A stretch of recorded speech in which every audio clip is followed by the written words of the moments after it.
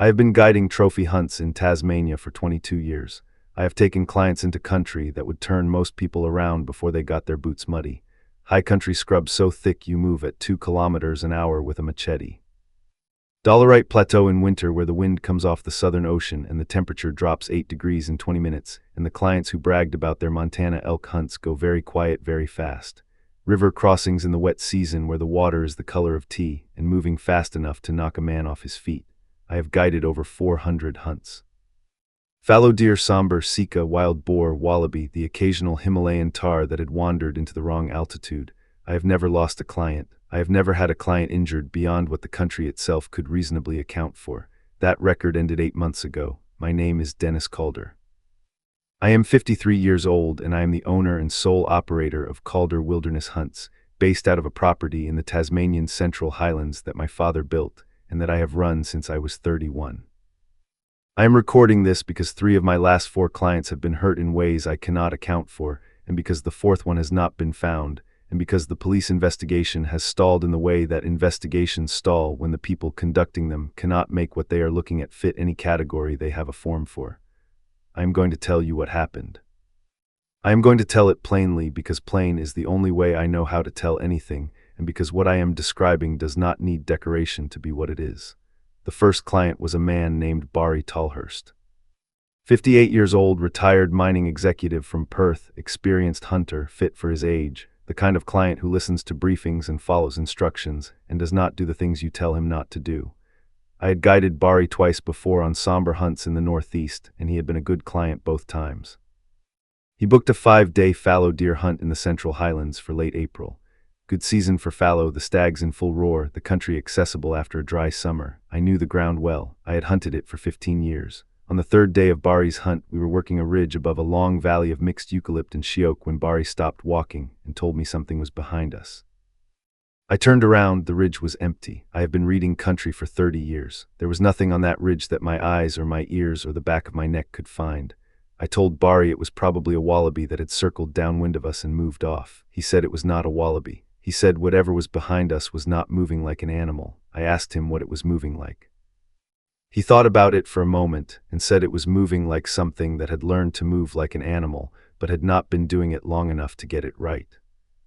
I filed that away and we kept hunting, and 2 hours later Barry walked into a depression in the ridge ground, a shallow dip maybe 18 inches deep that was completely invisible in the button grass until you were in it, and he went down hard on his right side and broke his wrist and cracked 2 ribs. I have walked that ridge dozens of times. I know that depression. It is not 18 inches deep. It has never been more than 6 inches deep. I measured it when I went back 2 days after getting Barry to hospital. 18 inches. The sides of it were clean, not eroded, not collapsed, like the ground had been excavated deliberately and recently, and then covered with enough surface material to be invisible to someone walking at hunting pace. I told myself it was an animal, a wombat excavation that had deepened over winter. I told myself the dimensions I remembered were off. I guided 2 more hunts on different ground before the next one on the Central Highlands. The second client was a woman named Christine Voss from Victoria. 44 years old, experienced wilderness hunter, had done guided hunts in New Zealand and South Africa and the Northern Territory. She booked a 3-day wallaby and boar hunt in the same highland area where Barry had been hurt. Different section of the ground further east, closer to the buttongrass moorland that runs along the boundary of a conservation reserve.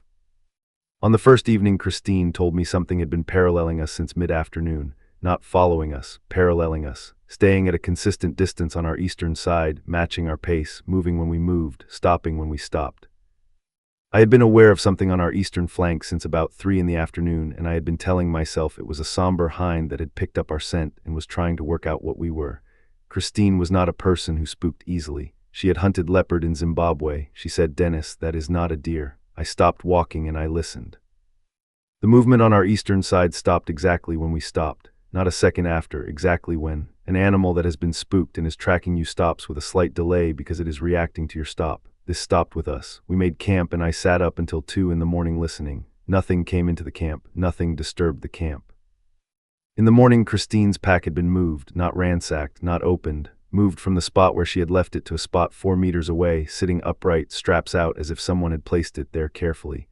Christine looked at the pack for a long time, then she looked at me. I did not have anything useful to say. On the second day, Christine took a fall on a slope that I have walked 100 times.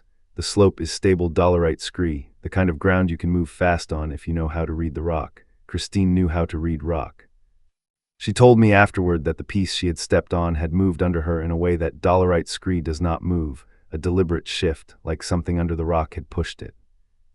She went down the slope for about 12 meters before she self-arrested, and she walked away with bruising and a badly sprained ankle and the look of a person who has decided not to say out loud what they are thinking.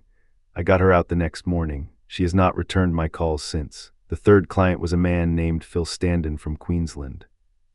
49, recreational hunter, less experienced than Barry or Christine, but enthusiastic and physically capable. Booked a 5-day somber hunt, the first time I had taken a client into the deep Central Highlands that season. We were 2 days in when Phil started talking about the sounds. He said he could hear something at night outside the tent, not moving around the camp, not circling it.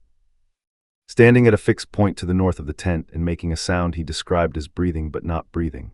He said it had a rhythm like breathing, but the intervals were wrong, too long between the intake and the release, too controlled. He asked me if there were large predators in Tasmania that I had not briefed him about. I told him the thylacine was extinct. He said he knew what a thylacine was, and whatever was outside the tent was not a thylacine. On the third night I heard it myself. I have spent more nights in the Tasmanian bush than I can count. I know every sound this country makes at night. I know possum and paddymellon and quail and the various calls of the owl species that work the highland at night. I know wind in different tree species and water over different rock types, and the sound the buttongrass makes in still air versus moving air. What I heard on the third night of Phil Standen's hunt was none of those things, and was not a combination of those things, and was not a sound I could place in any category of sound this country had ever given me in 30 years of listening to it. It came from the north of the camp, maybe 30 meters out, at irregular intervals across a period of about 40 minutes. The intervals were not random. There was a pattern to them, a spacing that repeated with enough consistency that by the end of the 40 minutes I was anticipating the next occurrence within a few seconds of its arrival. A pattern means information. I have never heard the Tasmanian bush produce patterned sound that was not biological in origin. I could not identify the biology. Phil Standen left the following morning. He did not want to leave. He was not a man who frightened easily. He left because he said whatever was watching the camp had been watching it for 2 days, and he did not want to find out what watching became when it was finished watching. I did not argue with him. I drove him to Hobart, and I went back into the Highland the following week alone to look at the campsite. The campsite had been disturbed, not ransacked. Rearranged is the word. The fire ring had been rebuilt, not scattered, not destroyed. Rebuilt with the stones reset in a configuration different from the one I had built them in.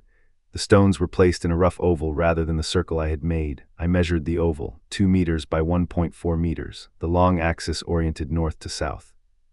I photographed it and noted the dimensions and walked the area around the camp for 2 hours looking for tracks or sign. There was nothing on the ground that I could read. There was no track, no scat, no hair, no disturbance in the vegetation. Nothing had been through that camp on any biological terms I know how to read. The fourth client was a man named Steve Arlott from New South Wales. 55 years old, experienced hunter, the most technically skilled client I had booked that season. He arrived with good equipment and good questions and the kind of calm that comes from a lot of time in remote country. He booked 7 days on the Central Highland, the longest hunt I had agreed to since Phil Standen had left early. Steve Arlott has not been found. He went missing on the 4th day of the hunt. I was with him. That is the part that the police investigation has had the most difficulty with. I was with him. We were moving through a section of mixed forest below the moorland boundary, and Steve was ahead of me by about 15 meters, and I watched him walk into a section of scrub, and I followed him into the same section of scrub 30 seconds later, and he was not there. Not fallen, not injured, not calling out, not present. 30 seconds behind him in the same section of scrub, and he was gone in a way that country does not make people gone. I searched for 4 hours before I called it in. The police and SES searched for 11 days. They found his pack on the moorland boundary, upright, straps out, placed carefully, in the same configuration Christine Voss's pack had been placed in the 2nd day of her hunt. The investigation is ongoing. That is the official position. I have spoken to the lead investigator twice in the past 6 weeks. She uses the word ongoing with the specific flatness of someone who has run out of directions to go in. I have not guided a hunt since Steve Arlott went missing. I have been back into the Highland 4 times alone, not hunting, looking. Trying to read country that I have been reading for 30 years, and that is now giving me information I do not have the framework to interpret. The depressions in the ground that are not the right depth. the stone configurations that are not random, the patterned sounds at night that have a regularity that biological sources do not produce. The paralleling on the eastern flank that stops when you stop with no delay. Gerald Purdy, who runs the local history society in Dulverton Creek and who knows more about this part of Tasmania than anyone I have met, told me something 3 weeks ago that I have been sitting with since. He said the highland has always had something in it that the early settlers called the Watcher. He said the name was their attempt to describe a behavior rather than a thing. It watched, that was the behavior they could identify. What it did beyond watching was not something the early records addressed directly, because the early records were written by people who did not go into the highland after dark, and who kept their camps away from the moorland boundary, and who had a set of practices that amounted to a protocol for sharing the highland with something they could not name and did not try to. I asked Gerald what the practices were. He told me, they are not complicated. Do not make camps within 100 meters of the moorland boundary. Do not use fire rings arranged in circles. Oval configuration north to south is the correct arrangement. It is an acknowledgement of something. Gerald was not certain what. Do not hunt alone above a certain elevation after the autumn equinox. Do not leave equipment arranged in a way that implies permanent occupation. Move through the highland and leave it as you found it, and do not give whatever watches you a reason to move from watching to something else. I asked Gerald what something else looked like. He said the records from the 1890s included 3 accounts of people who had not followed the practices. He did not tell me what the accounts contained. He said, you have 4 clients, Dennis, 1 broken wrist, 2 cracked ribs, 1 sprained ankle, 1 missing person. You have been guiding in this country for 22 years. Ask yourself whether the country changed or whether something about the way you were operating changed. I have been thinking about that question for 3 weeks. Nothing about the way I operate has changed in 22 years. The routes are the same. The camping protocols are the same. The client briefings are the same. The fire rings have always been circles because circles are what I was taught and what works practically for heat distribution. I have always camped where the ground suits, which sometimes means close to the moorland boundary where the ground is flat. The country did not change. My operations did not change. What changed is that something in the highland decided that watching was no longer sufficient, and I do not know why, and I do not know what comes after watching, and I do not know how to guide a hunt in country where the thing that has been watching you for 22 years has decided it is finished watching. I am going back in next week, alone. With a fire ring built in an oval north to south, camped 200 meters from the moorland boundary, moving through the ground the way the early settlers moved through it, as a visitor rather than an operator. I am going to find out whether the practices work. I'm recording this now because Gerald told me that people who go back in after something has gone wrong sometimes do not come back out and sometimes come back out different, and in both cases it helps to have a record of who they were before they went. This is who I was before I went. Dennis Calder, 53 years old, 22 years guiding, 400 hunts, 1 missing client. One question I cannot answer by reading the country. I am going in to read it differently. I will record what I find when I come back, if I come back.